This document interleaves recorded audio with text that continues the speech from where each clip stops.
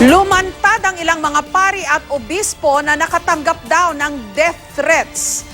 Kutob nila, may kinalaman yan sa paulit-ulit na birada ni Pangulong Duterte laban sa simbahang Katolika at sa mga lider nito. Pero sabi ni Presidential Spokesperson Salvador Panelo, posibleng galing yan sa mga nanloloko o hindi kaya mga taong gusto raw siraan ng Pangulo. Live mula sa Quezon City, may report si Mariz Umali. Mariz? Jessica, aminado ang mga pari na kaya sila lumantad ay dahil nangangamba sila para sa kanilang buhay dahil sa seryosong banta na kanilang natatanggap at nananawagan sila sa CBCP na sana raw ay magsalita na sa isyong ito. Kung saan to ako nakatira. Nitong Pebrero 22, isang lalaking naka-face mask at sombrero ang halos 20 minutong umaligid bago kumatok sa Kalinga Center sa Tayuman sa Maynila. Doon nakatira si Father Flavie Villanueva na naunang nakatanggap ng mga text message ng pagbabanta sa kanyang buhay. Punong-puno ng alas 2:30 ng madaling araw niya pinadala. Is that the first time? So there is apparently a pattern in visitations in my case. And I ask myself again, why? Why? Masama ba itong ginagawa ko? Hindi rin nakaligtas sa mga banta ang Jesuitang si Father Albert Alejo at ang running priest na si Father Robert Reyes. Grabe yung mga capital letters. Malalaki ang letra ng text message nila, nagbumura. Ganyan, galit na galit. Nagsasabing papatayin daw ako kapag hindi ko pinagbigyan ang gusto nila. I have a 90-year-old mother. Umiikot doon sa bahay namin, riding in tandem. May mga nagtitinda ng balot, hindi sumisigaw ng balot. Nakaupo lang doon, gabi. Sila ang pinakahuli sa mga pari at obispo na nakatanggap ng banta sa kanilang buhay. Lumantad daw sila dahil aminadong may takot silang nadarama. Bago nito, nagsabi na dati si Caloocan Bishop Pablo David na maging siya ay nakakatanggap ng mga pagbabanta sa text. Nang tanungin kung tingin ba nila ay may kaugnayan ng mga banta sa mga dating pahayag ni Pangulong Duterte laban sa mga pari at obispo, Whatever he says, whether it sounds like a joke, becomes policy. Patayin yung mga obispo, that's policy. Patayin yung mga pare, that's policy. Yung mga threat to talaga ay wala namang pirma. Ngayon, tinatanong mo kung may ebidensya. Siyempre, may kutob kami na may kinalaman. hinala ni Presidential Spokesperson Salvador Panelo, galing daw ang mga banta sa mga gumagawa ng prank o kaya yung mga anti-Duterte troll na gusto raw siraan ng Pangulo. Baka rin daw may mga personal na kaaway ang mga pari. Madali rin daw magpadala ng banta sa text message kaya mahirap matunton ang source nito. Nagsabi na ang PNP na handa silang magbigay seguridad sa mga paring nakakatanggap ng banta. Sa kabila ng mga bantang nakukuha ng mga pari, wala raw silang balak na tumanggap ng police security. Sapat na raw kasi ang pagbabantay ng mga taong simbahan. Nanawagan din sila sa iba pang mga pari na patuloy na manindigan sa katotohanan. Naniniwala naman ang mga pari na dapat ay magsalita ng CBCP sa seryosong bantang ito sa mga pari. The diplomatic approach, I think, is valid, but it's not working. I think the CBCP should be stronger in its position. Sinusubukan pa naming kunan ng pahayag ang CBCP.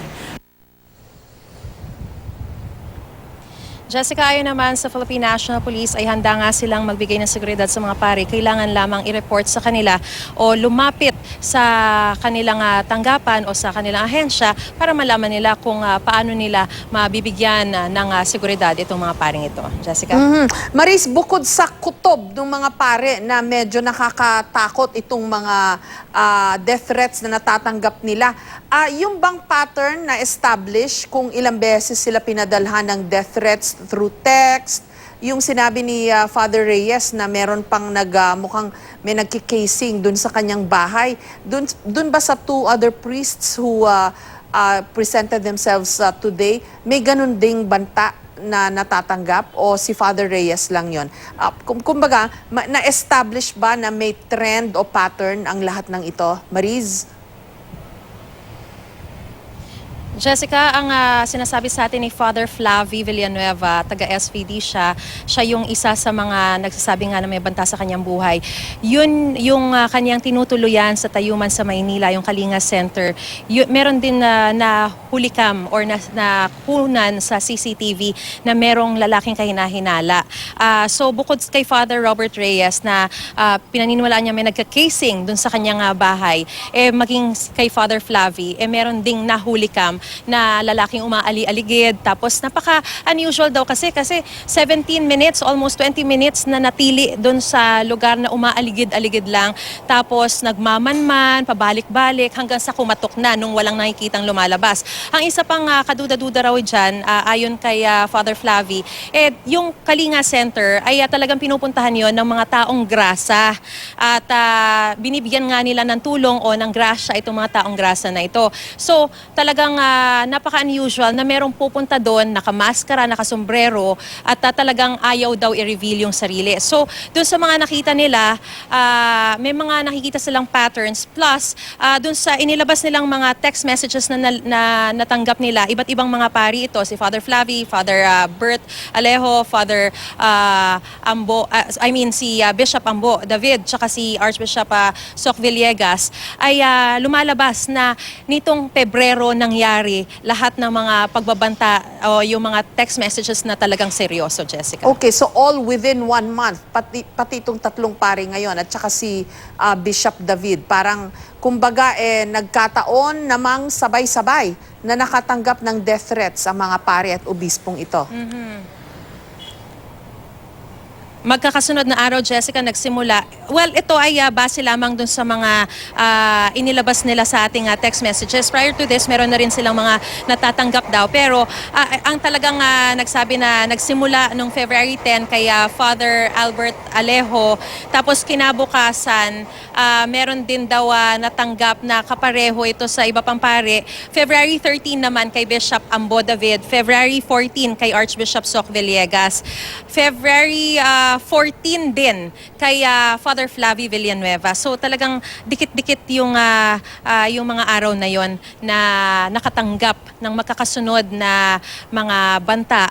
At nakikita nila na parang halos iisa yung tono nung natanggap nilang mga text messages o yung mga death threats na ito, Jessica. Okay, itong kanilang press conference today, sariling sikap nila ito, Maris, no? It's not within the auspices ng CBCP or any religious group. Parang nag-usap-usap tong tatlong mga paring ito na nagkataon pare-parehong may death threat and sabi nila magpa-press con sila. But this is their own initiative. Ganun ba 'yon, Maris? Tama, Jessica. Own initiative nila yan. Ang sinasabi sa atin, tinatandong kasi natin kung kumusta yung suporta na binibigay sa kanila ng kanilang mga congregation. Kung mapapansin mo, magkakaiba yan. Merong taga-SVD, merong taga Society of Jesus or yung mga Jesuita nga. Ang sinabi naman ay hinahayaan sila na magsalita. Pero as far as the support of the whole congregation is concerned, hanggang dun lamang yung kumbaga pinapayagan sila na magsalita at sabihin o i-publicize yung kanilang threats na natatanggap. And katulad nga na nakita natin kanina, they were really vocal hanggang sa punto na sinasabi nila na may kutob sila na may kinalaman ito dun sa mga pahayag dati ng Pangulo. Pero in terms of yung support din ng CBCP, yun yung hinihiling nila kanina kasi parang sinasabi nila na very diplomatic lumalabas yung approach ng Catholic Bishops' Conference of the Philippines. Pero sa nakikita nila, for the past 3 years, from 2016 to 2019, ay sapat na panahon na yun para bigyan ng tsansa na maging diplomatic yung pamamaraan.